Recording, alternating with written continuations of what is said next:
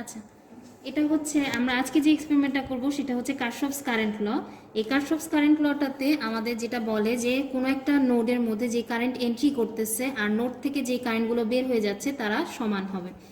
আমরা sample circuit যেটা ব্যবহার করতেছি 15 ভোল্টের একটা সোর্স, তিনটা সিরিজের প্যারালালি রেজিস্ট্যান্স কানেক্ট করছি 1 kilo ohm, 2.2 kilo ohm, 4.7 kilo ওহমের নমিনাল ভ্যালু রেজিস্ট্যান্স কানেক্ট করার পরে এই ব্রাঞ্চটা এই নোডটাতে যেই এ নোড তাতে আমার যে কারেন্টটা এন্ট্রি করতেছে আইটি এবং বের হয়ে যাচ্ছে I1 I2 I3 তারা সমান হবে। IT equal to I1 plus I2 plus I3, এটা হচ্ছে আমাদের কারশফস কারেন্ট ল বলতেছে। তো আমরা এটা ভেরিফাই করব, প্রতিটা কারেন্ট মেজার করব এবং ভেরিফাই করে দেখব এগুলো ট্রু হয় কিনা। আর এখন প্রথম কাজ যেটা, এই যে নমিনাল ভ্যালুর তিনটা রেজিস্ট্যান্স আমাদেরকে দেওয়া হয়েছে, এই তিনটা ভ্যালু হচ্ছে আমরা মেজার করে নিতে জানি। আমরা আগের দুইটা এক্সপেরিমেন্ট কারশফস ভোল্টেজ ল এবং ওহমস ল যেদিন ভেরিফাই করছে আমরা জানি কিভাবে রেজিস্ট্যান্স মেজার করতে হয়। এখানেও আমরা রেজিস্ট্যান্সটা আগে মেজার করে নিব।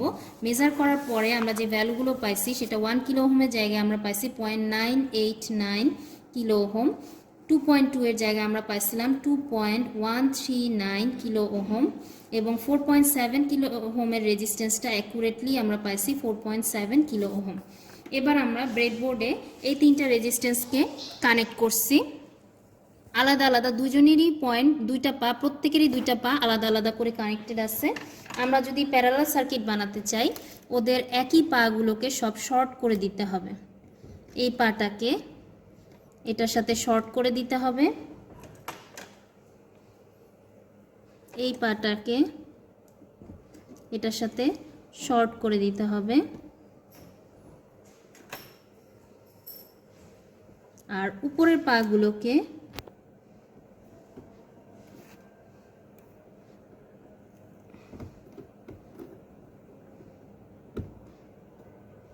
শর্ট করে দিলাম।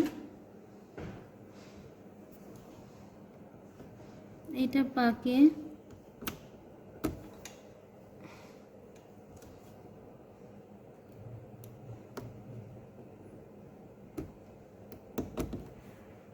শর্ট করে দিলাম।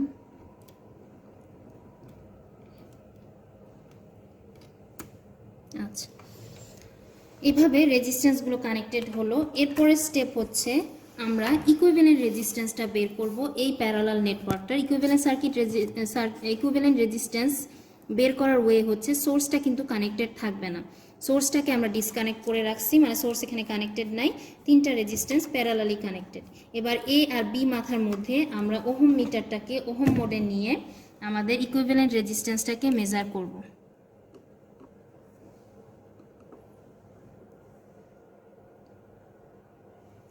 আমাদের ইকুইভ্যালেন্ট রেজিস্ট্যান্স যেটা আসছে সেটা হচ্ছে 0.591 কিলো ওহম।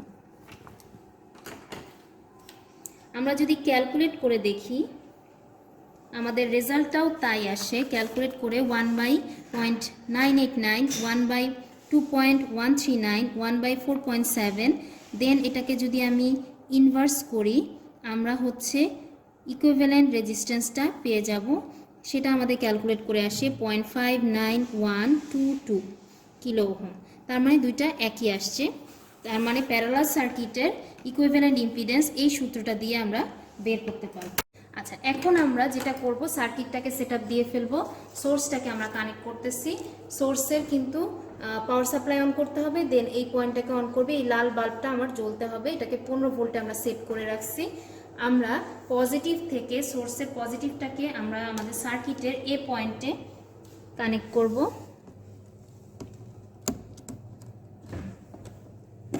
এবং নেগেটিভটাকে আমরা বি পয়েন্টে কানেক্ট করব,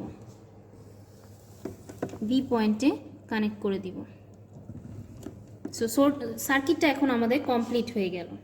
এখন অ্যামিটার দিয়ে কারেন্ট মেজার করার জন্য আমরা যেই কাজটা করতে হবে, টোটাল কারেন্টটা মেজার করার জন্য এই জায়গাটাতে একটা ব্রেক তৈরি করতে হবে। এই জায়গাটাতে আমরা একটা ডিসকন্টিনিউটি যে কানেকশনটা ছিল সেটা ব্রেক করতে হবে, ব্রেক করে মাঝে একটা অ্যামিটার বসায় দিতে হবে। তো আমরা কি করব, সোর্সের পজিটিভটাকে এখান থেকে ব্রেক করে নিলাম, এখানে কানেক্ট করলাম, দুইটা পয়েন্টের মধ্যে একটা ব্রেক তৈরি করলাম। মাল্টিমিটারটাকে অ্যামিটার মোডে নিব, মিলি অ্যাম্পিয়ার এখানে মোডে নিব। সোর্সের পজিটিভের সাথে আমার পজিটিভ পাটা বসাবো, এখানে আমরা নেগেটিভ পাটা বসাবো।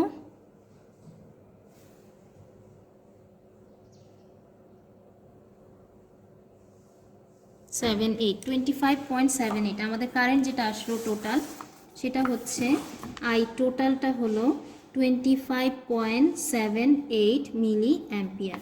আমরা আই ওয়ানটা মেজার করব। আই ওয়ানটা মেজার করার জন্য আমরা সার্কিটটাকে আবার আগের অবস্থায় নিয়ে আসব, সোর্সটাকে সরায় নিয়ে এখানে চলে আসব। আসার পরে এবার একটু দেখি এই ব্রাঞ্চটাতে এবার একটা ব্রেক তৈরি করব। এই আই ওয়ান ব্রাঞ্চটাতে একটা কারেন্ট যেখানে ফ্লো করতেছে ব্রাঞ্চে ব্রেক তৈরি করে সেখানে একটা অ্যামিটার সিরিজে কানেক্ট করে দিব। আমরা কি করলাম, এইখানে ব্রেক তৈরি করা মানে এখানে যত কানেকশন ছিল এই পয়েন্টে সব কানেকশনকে অন্য একটা পয়েন্টে সেটেল করব। অন্য একটা পয়েন্টে সেটেল করলাম।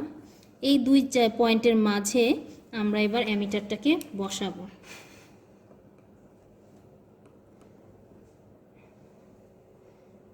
মাল্টিমিটারের রিডিং দেখাচ্ছে 15.47 মিলি অ্যাম্পিয়ার।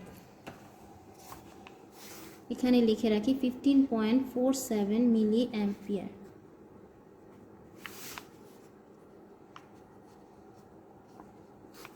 আই টু আমাদের আসলো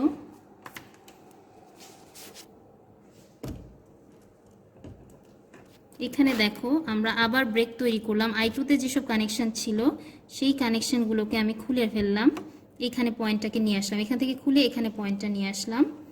দেন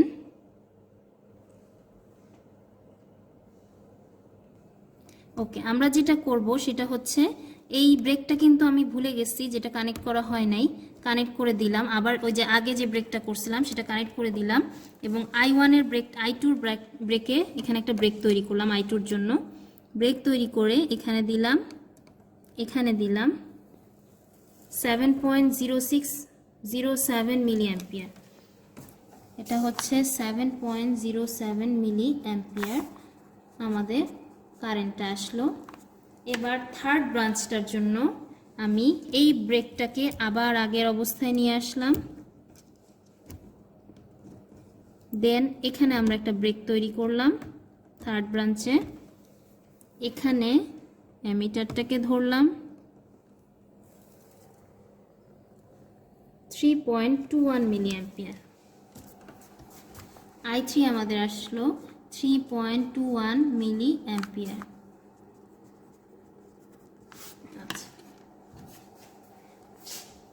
এবার আমরা যদি টোটাল কারেন্ট দেখি I one I two I three সেটা হবে 15.47 প্লাস 7.07 প্লাস 3.21, টোটাল হচ্ছে 25.75।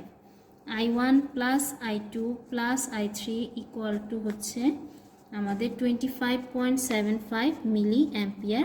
এটা কিন্তু অ্যাপ্রক্সিমেটলি আমাদের আই টোটালের সমান, যেটা আমরা পাইছিলাম 25.78 মিলি অ্যাম্পিয়ার। তার মানে এখানে কারশফস কারেন্ট ল ভেরিফাই হলো। এবার আমাদের যে কাজটা করতে হবে সেটা হচ্ছে কারেন্ট ডিভাইডার রুল অ্যাপ্লাই করে আমরা প্রত্যেকটা ব্রাঞ্চের কারেন্ট বের করব। এই কারেন্ট ডিভাইডার রুলটা আসছে কেসিএল থেকে এবং ওহমস ল থেকে।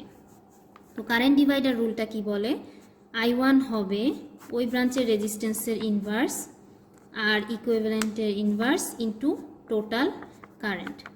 এটা যদি ক্যালকুলেট করি রেজাল্টটা আসবে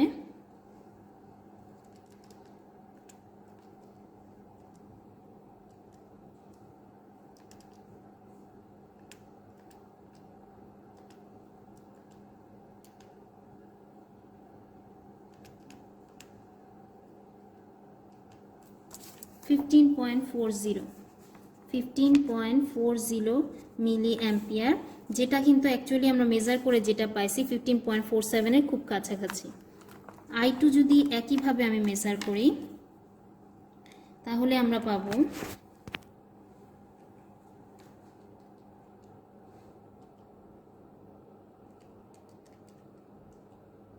7.122 মিলি অ্যাম্পিয়ার। আই টুর ক্ষেত্রে ডিফারেন্সটা কি হবে, এই যে সূত্রটার এই জায়গাটাতে বসবে 1/R2, এটা একই থাকবে 1/R ইকুইভ্যালেন্ট এবং এটা আই টোটাল একই থাকবে। সো ক্যালকুলেট করে আমরা যে I2টা পাচ্ছি 7.1, আর মেজার করে যেটা পাইছি 7.07, সেটা কিন্তু প্রায় কাছাকাছি আসছে। সো এই লটাও আমরা কিন্তু এখানে এক ফাঁকে ভেরিফাই করে ফেললাম। I3টা হচ্ছে আমাদের একই ক্যালকুলেশন যদি করি,